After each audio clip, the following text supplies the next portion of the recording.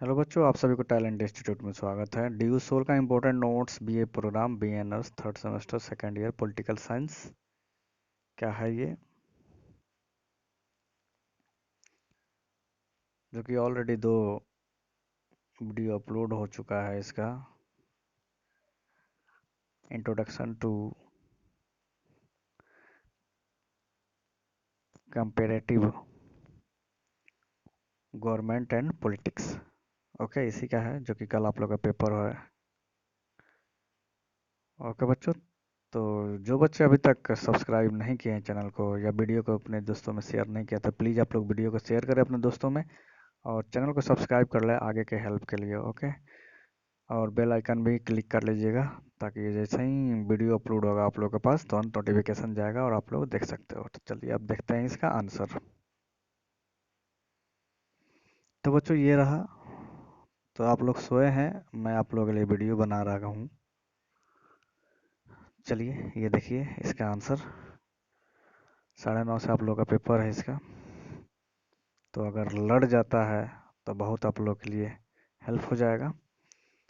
तो देखिए क्या है, तुलनात्मक राजनीति का क्षेत्र विवादपूर्ण रहा है। ठीक है, तुलनात्मक जो राजनीति का क्षेत्र है क्या है, विवादपूर्ण रहा है। इसका मुख्य कारण है कि इसके परंपरागत और आधुनिक दृष्टिकोण में मेल नहीं खाता है। पुराने राजनीतिक विचारक अपने अध्ययन क्षेत्र को केवल शासन तथा सरकार के ढांचे तक सीमित रखते थे, जबकि आधुनिक विद्वान इसके क्षेत्र को बहुत ही व्यापक बना देते हैं। तुलनात्मक राजनीति राजनीतिक विज्ञान की एक शाखा एवं विधि है जो तुलनात्मक अध्ययन पर आधारित है। तुलनात्मक राजनीति में दो या अधिक देशों की राजनीति की तुलना की जाती है या एक ही देश की अलग अलग समय की राजनीति की तुलना की जाती है। एडवर्ड फ्रीमैन के अनुसार तुलनात्मक राजनीति राजनीतिक संस्थाओं एवं सरकारों के विविध प्रकारों का एक तुलनात्मक विवेचन एवं विश्लेषण है। रॉल्फ ब्राइबंटी के अनुसार तुलनात्मक राजनीति संपूर्ण सामाजिक व्यवस्था में उन तत्वों की व्याख्या है जो राजनीतिक कार्यों एवं उनके संस्थागत प्रकाशन को प्रभावित करते हैं। तुलनात्मक राजनीति के क्षेत्र राजनीतिक समाजीकरण का अध्ययन। राजनीतिक समाजीकरण तुलनात्मक राजनीति का एक महत्वपूर्ण अध्ययन विषय है। राजनीतिक समाजीकरण एक ऐसी प्रक्रिया है जिसके द्वारा राजनीतिक मूल्यों तथा दृष्टिकोणों के विषय में जानकारी प्राप्त होती है। राजनीतिक समाजीकरण एक दीर्घकालीन प्रक्रिया है। यह व्यक्ति के जीवन के से प्रारंभ होकर उसकी मृत्यु तक चलती रहती है। व्यक्ति अपने बचपन से ही विभिन्न राजनीतिक विषयों में रुचि लेने लगता है और जीवन पर्यंत वह इससे जुड़ा रहता है। राजनीतिक समाजीकरण को तुलनात्मक राजनीति में इसलिए शामिल किया जाता है क्योंकि राजनीतिक समाजीकरण पर ही किसी राजनीतिक प्रणाली की सफलता या असफलता निर्भर करती है। प्रायः विकसित देशों में राजनीतिक समाजीकरण की प्रक्रिया तीव्र होती है। इसके विपरीत पिछड़े और विकासशील देशों में यह प्रक्रिया बहुत धीमी होती है। ओके बच्चों, और तुलनात्मक के साथ कोई भी अगर क्वेश्चन आता है तो आप लोग ये लिख सकते हैं। ओके, आप लोग अब थोड़ा सा दिमाग लगा लीजिएगा, लिख लीजिएगा।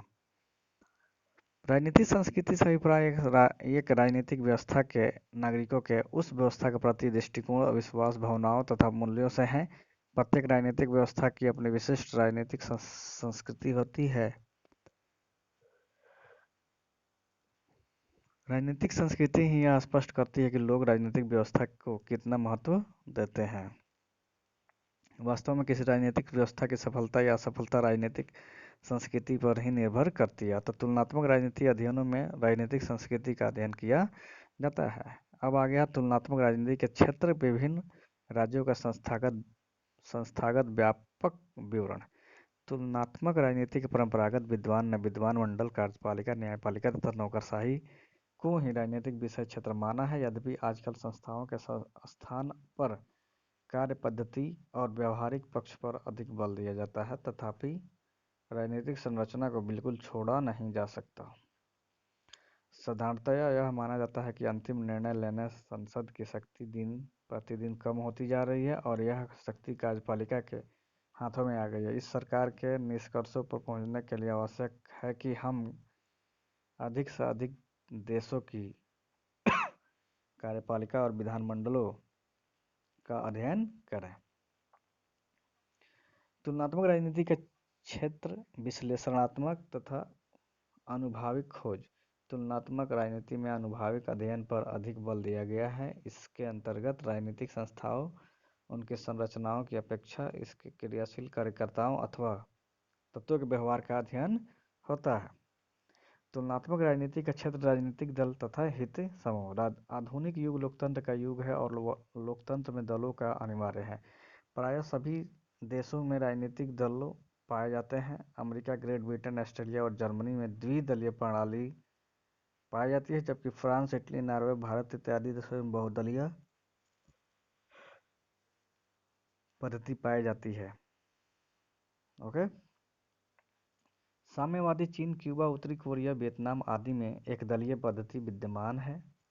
तुलनात्मक राजनीति का विद्यार्थी राजनीतिक दलों के संगठन, कार्यक्रम तथा कार्यों का अध्ययन करता है। राजनीतिक दल ही नहीं बल्कि हित समूह भी राजनीतिक सक्रियता में महत्वपूर्ण पहलू है। हित समूह इंटरेस्ट ग्रुप्स दलों और सरकार की नीतियों का निर्धारित करने में महत्वपूर्ण भूमिका निभाते हैं। मजदूर संघ, रेलवे यूनियन, व्यापारियों के संघ, व्यावसायिक संघ इत्यादि सभी दबाव गुटों को श्रेणी में आते हैं। अमेरिका, ब्रिटेन, फ्रांस इत्यादि लोकतंत्रीय राज्यों में दबाव समूह सरकारी निर्णयों को काफ़ी प्रभावित करते हैं, जबकि चीन इत्यादि साम्यवादी देशों में इसका महत्व बहुत कम है। तुलनात्मक राजनीति का क्षेत्र राजनीतिक आधुनिकीकरण और नगरीकरण की समस्या। तुलनात्मक राजनीति के विद्वान प्रश्नों पर भी विचार करते हैं कि शिक्षा के प्रसार का नागरिकों के राजनीतिक आचरण और उनकी राजनीतिक संस्थाओं पर क्या प्रभाव पड़ता है। एक ही समाज के अंतर्गत रहने वाली विभिन्न जातियों और धार्मिक निष्ठाओं में क्या परिवर्तन आ जाते हैं। क्या आर्थिक विकास द्वारा यह संभव है कि एशिया और अफ्रीका के नागरिकों को अपने परिवार, कुल, गांव, कबीले, धर्म और जाति के प्रति जो निष्ठाएं हैं धीरे धीरे समाप्त हो जाए और उनके स्थान पर उनमें राष्ट्रीयता की भावना विकसित हो सके। तुलनात्मक राजनीति के क्षेत्र विकासशील समाजों का अध्ययन है। तुलनात्मक राजनीति में केवल विकसित पश्चिम देशों की शासन प्रणाली का अध्ययन किया जाता है, बल्कि इसमें एशिया और अफ्रीका के पिछड़े और विकासशील देशों की शासन प्रणालियों का भी अध्ययन किया जाता है। तुलनात्मक राजनीति का क्षेत्र राजनीतिक सहभागिता।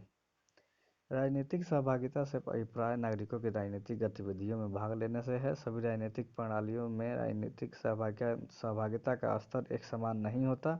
उदार लोकतांत्रिक राजनीतिक व्यवस्थाओं में नागरिक राजनीतिक गतिविधियों में अधिक भाग लेते हैं, जबकि पिछड़ी हुई तथा सर्वसत्तावादी राजनीतिक व्यवस्था को राजनीतिक भागीदारी के अधिक अवसर नहीं मिलते हैं। वास्तव में राजनीतिक भागीदारी ही किसी व्यवस्था के औचित्य की कसौटी मानी जाती है। तुलनात्मक राजनीति में भागीदारी का महत्व है। तुलनात्मक राजनीति में क्या है? भागीदारी का महत्व है। तुलनात्मक राजनीति का क्षेत्र राजनीतिक प्रक्रियाएं।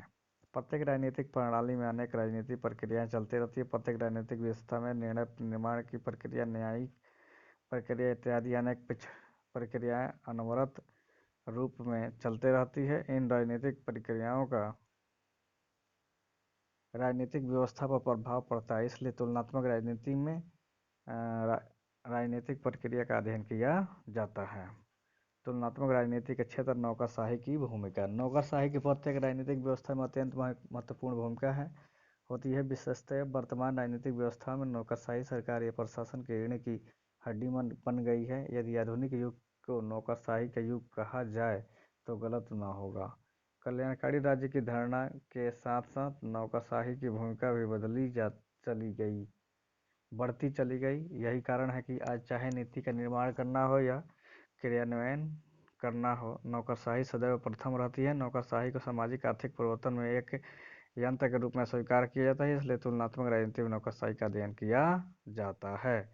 तो यहीं पे बच्चों समाप्त हो गया है और आप लोग अब इसको सुबह में एक बार देख लीजिएगा और अपना पेपर अगर इसके रिलेटेड कोई भी क्वेश्चन आता है तो आप लोग यहाँ से लिख सकते हैं। ओके, आप लोग के लिए ही वीडियो मैं बना रहा हूँ, इसलिए आप लोग भी थोड़ा खुददार बनिए और वीडियो को ज़्यादा से ज़्यादा लाइक करिए और अपने दोस्तों में शेयर करिए चैनल को सब्सक्राइब करिए, चैनल को आगे बढ़ने में आप लोग मदद करिए।